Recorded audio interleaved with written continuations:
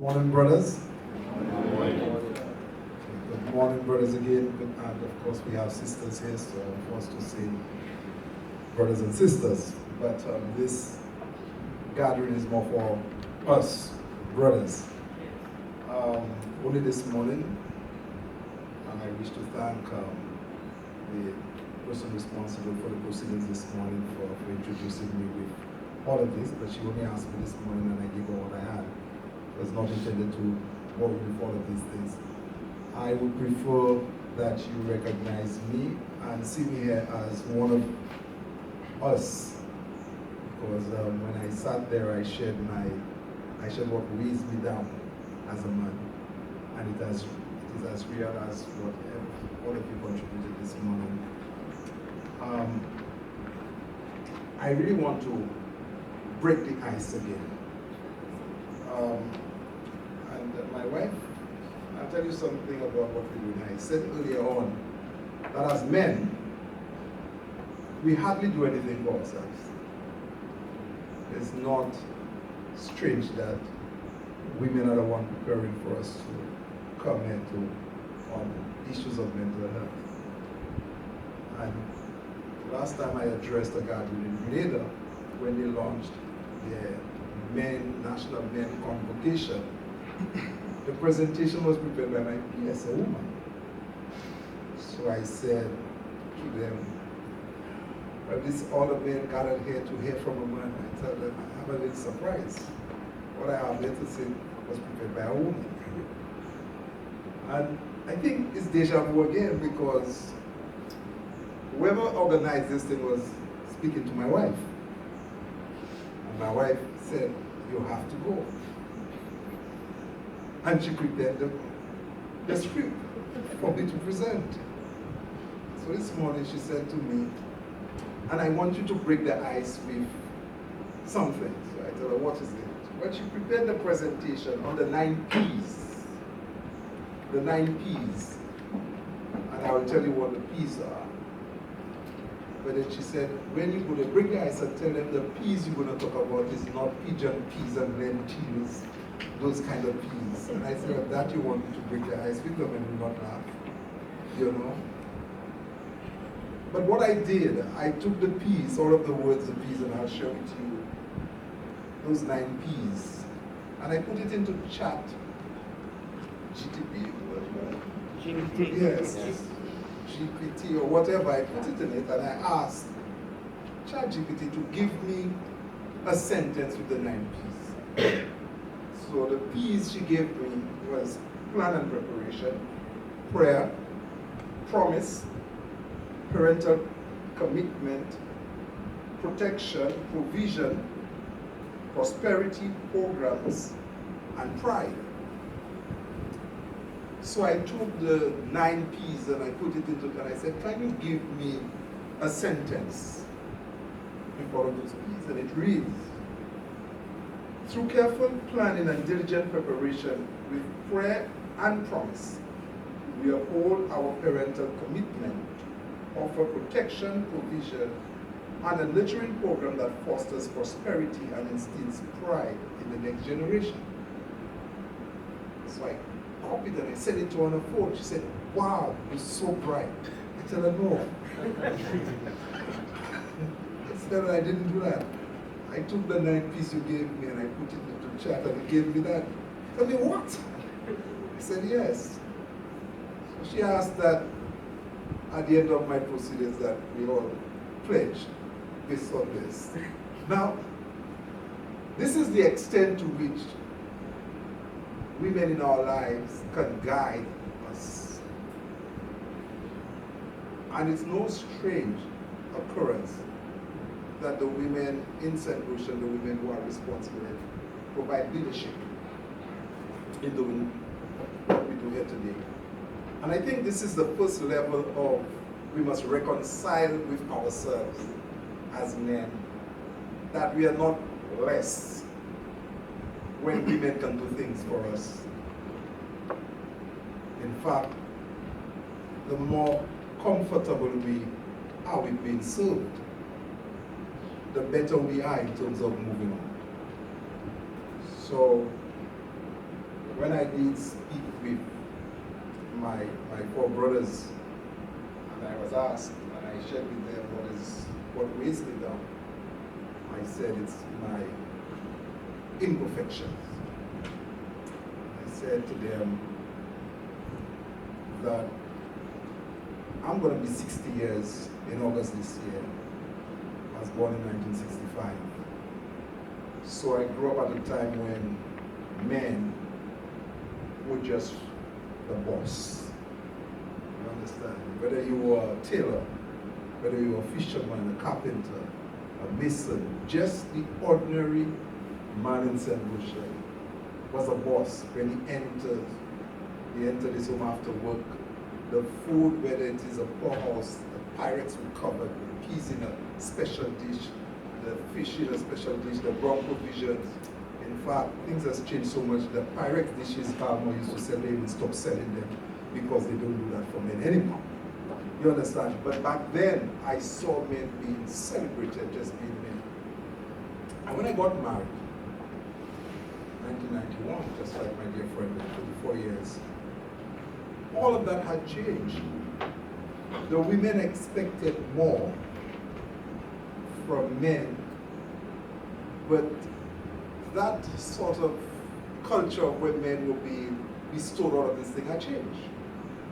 So I felt disappointed that, wow, the rules changed. I must give more and getting less.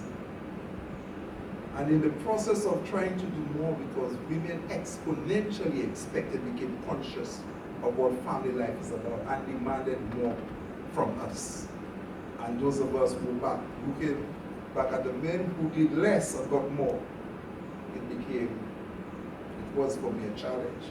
And I still today see my imperfection, and it is aspirational.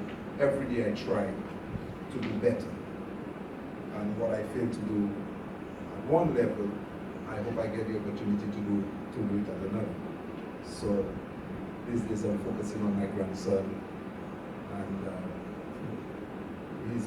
he has become my everything.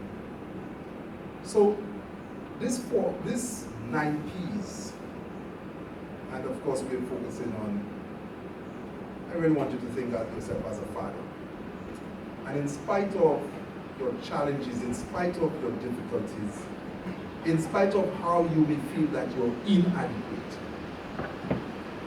what brings this 100% of fatherhood is our determination to be better. Plan and preparation. Plan and prepare for fatherhood.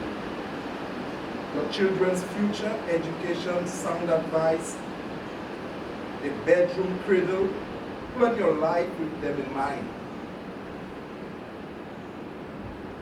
Watch videos, read, observe good and bad fathers, ask questions, attend educational seminars like what we are having this morning. Because you don't know everything. I do not know everything. So the first P, we have to plan and prepare and do some of what that we're doing here this morning. Of course, praying is critical. Pray before, during, and after birth. The same day every baby of mine came from the hospital, I privately, not with my wife present, I privately knelt besides the cradle and I dedicated them to God. First and foremost, this must be done. Even though, as in my case, you lose them early. You know you gave them to God before He took them from you. They receive in God's care despite the deep pain of your loss. Promise is important. I didn't want any sons when I thought of having kids. In fact, when I got married and my wife said, how many children would you want? I said 12 girls. And she laughed and she said to me, okay, now get serious. I said, okay, 6. I had my own, I had a flashy idea about girls. You know, my wife had long hair. So I wanted girls and I wanted to buy a convertible with long hair and drive with the hair flying vehicle. I had that picture of having girls, my daughters driving around and just seeing their hair fly all through the vehicle. But one of the scary things for me in having a son was that I was raised in Black Mali, Marshall. And the gallows for the prisons,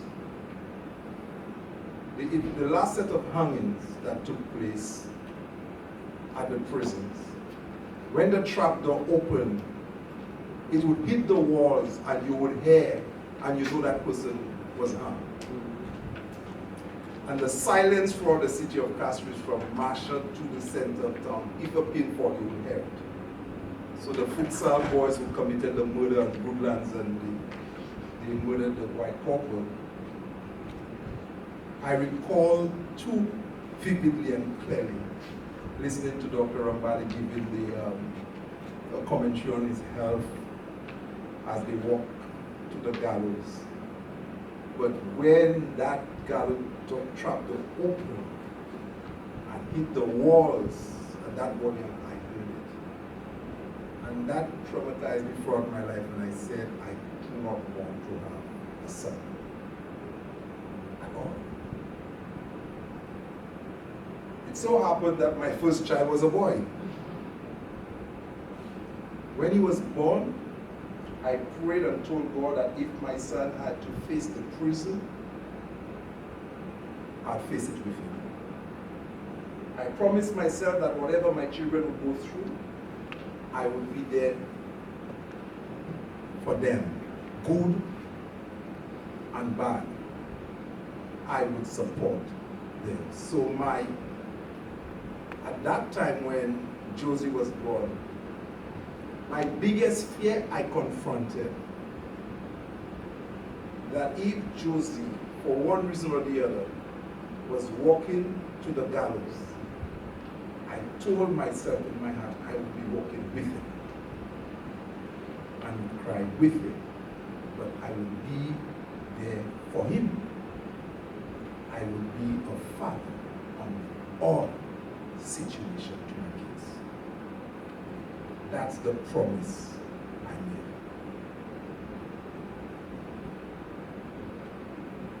The other P is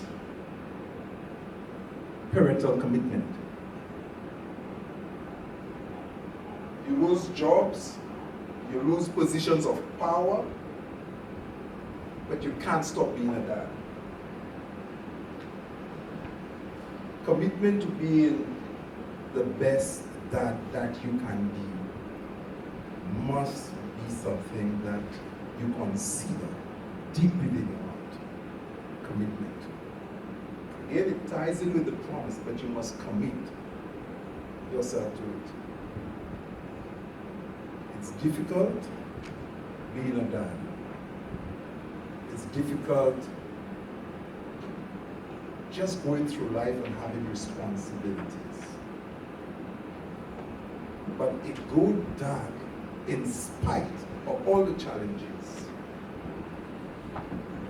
one who understands parental commitment. The fifth one, protection. Protect your children at all costs. Too many of us believe teachers and the neighbors' assessment of our children before we listen to their side. Trust them, defend them, believe in them, but also correct them lovingly.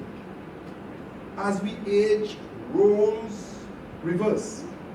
Our children defend and protect us fiercely when others attack us. Trust me, I know that too well.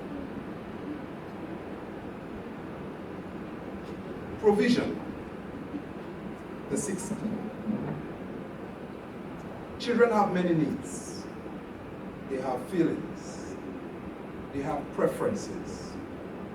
We have to work to provide for them.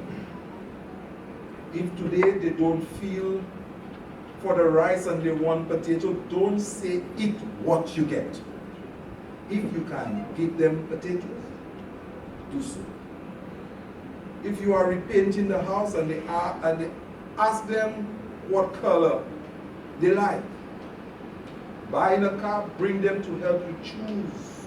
Involve them in every aspect of decision making, irrespective of the age. A very important key is prosperity. And of course, this is one of the most important key for me. Prosperity. I have said in the parliament, I have said it in cabinet, I've said it when I travel, that you do not need to be a millionaire to leave behind an inheritance. An inheritance can be a wheelbarrow, it can be a car, it can be an old house, it can be something of value.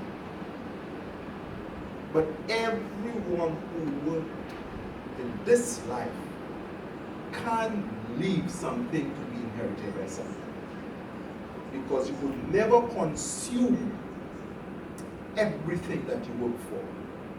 God has designed that we can work and make a little more in a day than we can consume. So while things are very expensive, we must think that there must be something we leave behind. We are not buried with all our clothes. We are not buried with a lot of the things that we buy and we accumulate. In fact, when I think of it, from 0 to 60, I have said to some friends, every day I had a meal to eat, going on to be 60 years. And it has been guaranteed at the time when I wasn't even working at 0, I depended on my parents and I got food.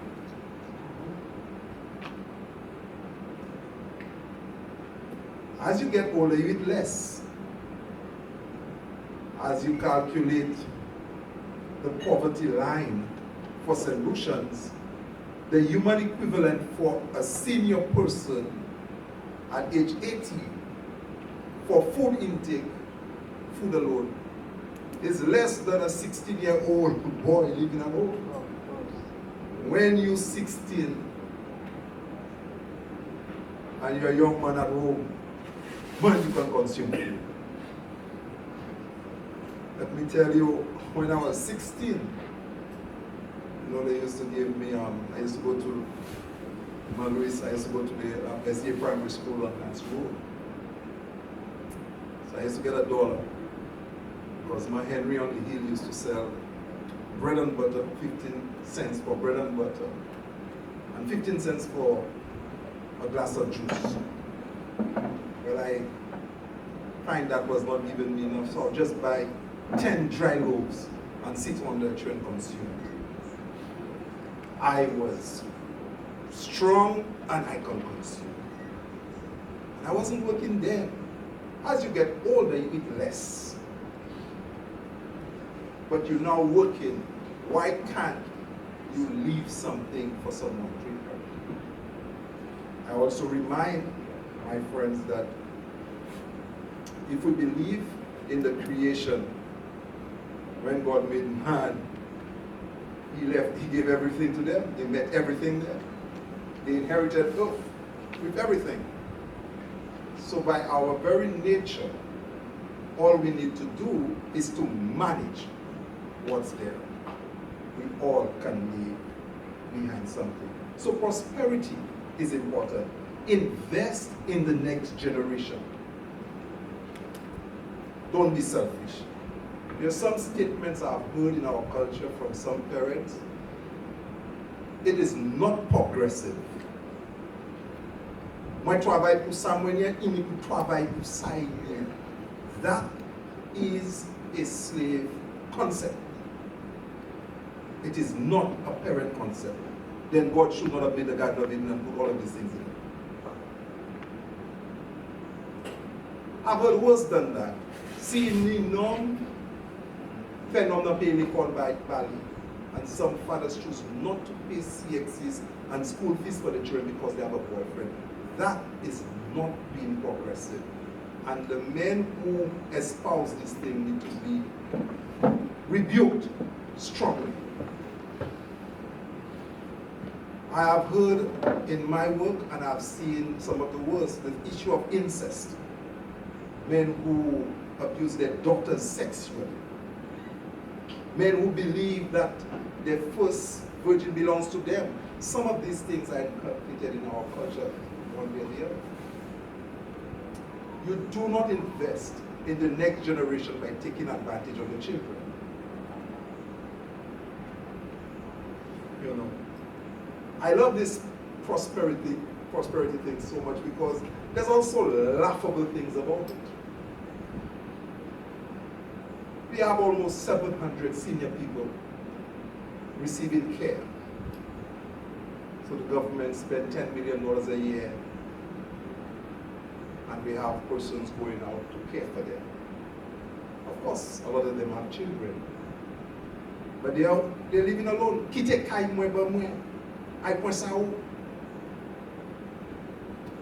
But this stroke thing is visiting our population so quickly. Some of the men who had the keys on their side, walking, children, when the stroke take them with their fingers, they cannot hold the keys again.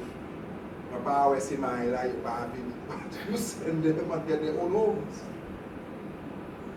And they had to take a loan to build a house.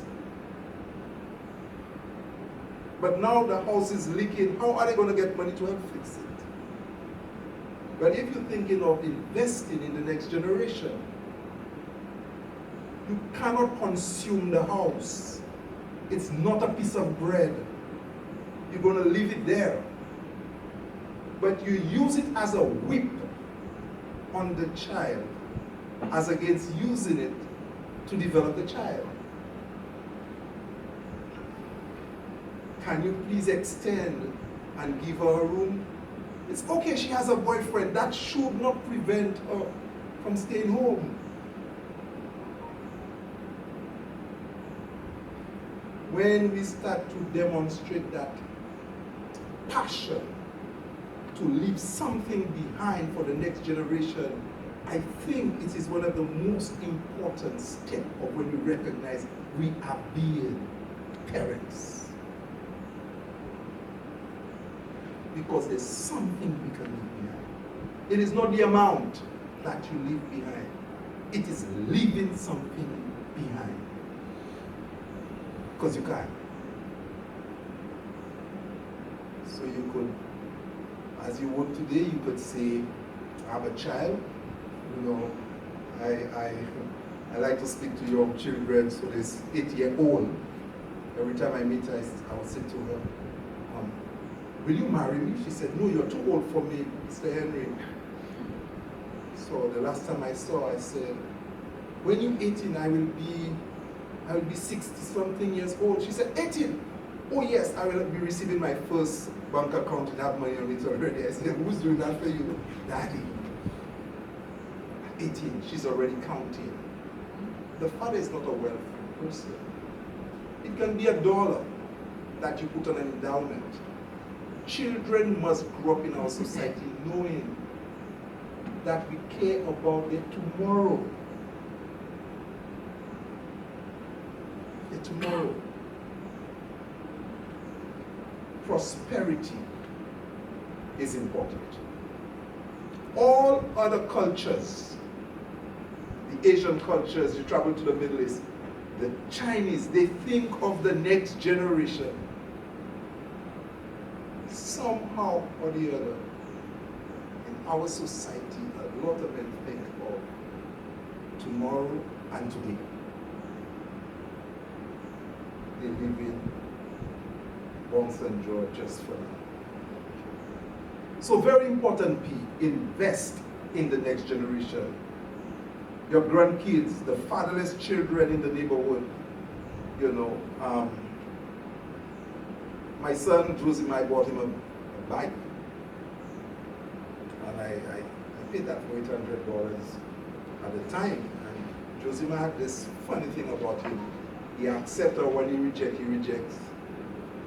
So he said, Daddy, you bought a bike, that was very nice of you, but Junior across the road looked like he needs it better more than me because I hate riding on the road. I said, a bike? He said, yes, give it to Junior. And just the fact that he gave that expensive, I realized Junior and Josie were close, they're neighbors. They didn't speak much. One day I saw Junior and I noticed he has on his back, tattoo on his back, Joachim Henry. I said, wow. People invest in people.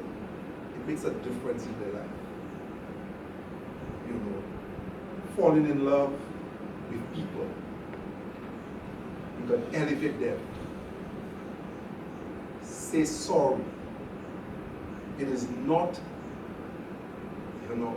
I've said to my wife, I'm perfect. I tell her, it's you who are not perfect. But I make a lot more mistakes than my wife. But since human beings are not perfect, the one who says sorry is the most perfect one. So because I say sorry more often than anybody else, I am perfect. Because I erase mine by saying I'm sorry. But I've never heard you say sorry, you must be perfect. So do not be afraid to tell your children, I am sorry. In the process of developing wealth, generational wealth.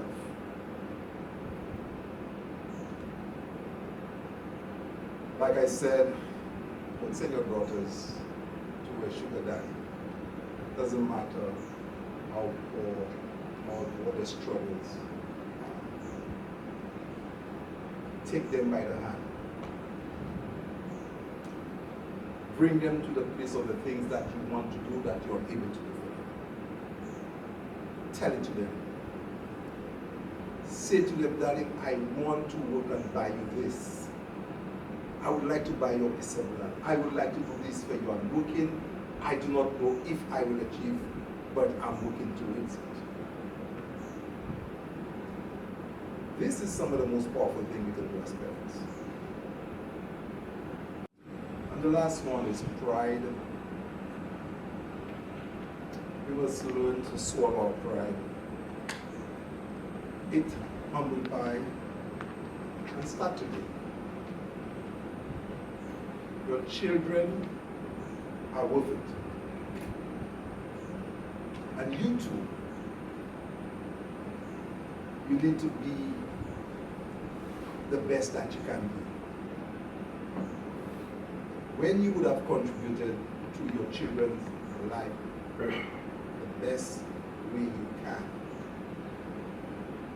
It is not what they achieve that will make you peaceful, but you'll have a sense of satisfaction that you've tried, you've contributed. I get a lot of inspiration from my daughters, a lot. Sometimes they say funny things. I do not laugh, but inside I'm cracking. Children are very, very intelligent. They're loyal, and they will be there. They'll be there for you. So even when my wife asked me for, we have a family chat, and she asked me for some money to do something, and generally stays on the family chat and says, Daddy, be careful. Women like men's money. I would say nothing, but she's bold enough to make some statements, and it makes the family just cool. We can pass some time and laugh. The little that we have, it's okay. So these P's are important in being a father. We are all different. And all of us are not starting in life at the same place. But all of us must run the race. One of the things that makes you an effective father is to be faithful to your race and do not pay attention to who is ahead of you. This is so important. And you also share and transfer the same principle to your children's life. If the race is from Grosili to Soufrière, and you happen to know that while you are at Marisil, your neighbor is already Belvedere Canneries, continue running your race. It is your race that you must run. Because the only place you may reach is probably Castries, and God will not ask somebody else to take the baton and continue running. Sometimes we give up running our race just because somebody else is ahead. Sometimes we're not even sure whether that person got a helicopter ride to transfer them there. And maybe even if you reach 1 hour after, you may have done better than them, but you are focusing on somebody else. And you are not able to appreciate the progress that you're making. I can't beat my chest in any way for what I have achieved. I always say that I've achieved almost nothing. Because this life is a short journey, very short journey. And in a short time, we move on to the next part of this universe. The only thing that we can do is make a contribution to life. And God has made it possible when we have children. It's the most perfect, the most loving, the most rewarding thing you could do as a human being is to contribute to a life, because yours come to an end. I see no reason why we should fail completely and or not take on that responsibility. What is there to do? What else? What else can you do with your life, the life God has given to you? That would be more important than contributing to our next life.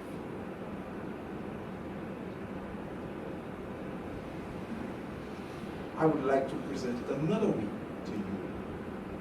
And I've always said to my children, the most profound historical story that I reflect on is the construction of the Great Pyramid of Giza.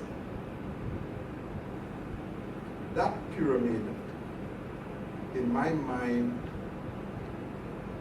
is so important because it was built in Egypt. And I think black people built it. It stood as the tallest structure on Earth for almost 5,000 years. It was built with almost 1.5 million stones cut to precision in the quarry miles away and transported to its location in its exact position to build this pyramid. The base of it stands almost on 4 playing fields, and it is perfectly level, and all 4 corners are connected to the 4 cardinal points. It is a mass. No wonder it's one of the world's greatest wonders. But what's very intriguing about it is that it took more than 1 generation to be built, to construct it. And those who laid the foundation do not even know of those who worked in the middle. And those who work in the middle did not complete it. And those who completed could not even celebrate and take credit because they did not lay the foundation nor did they cut the stones in the wall. The lives we built by successive generations are massive pyramids that the world will come to look and view. The greatest success in this world may be from the child that you have to care for. You should not rob this stuff of wonders and glory by cheating and not caring for the children that God has placed in your care. It's not important that you see the height at which they must rise. You may take your rest before, but you may lay the foundation for it. How beautiful it is, knowing that the contribution you make today is to create wonders of tomorrow, great men and women that will come to lead and develop our society. Your roles are not insignificant. It doesn't matter where you're starting. What is important, you keep faithful to your race. Run your race to the end.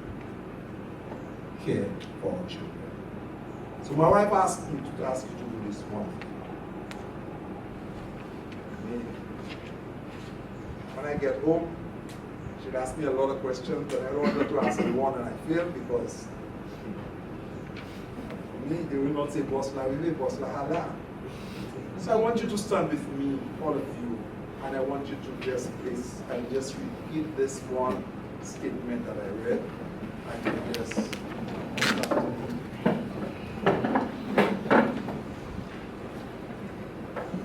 through careful planning and diligent preparation,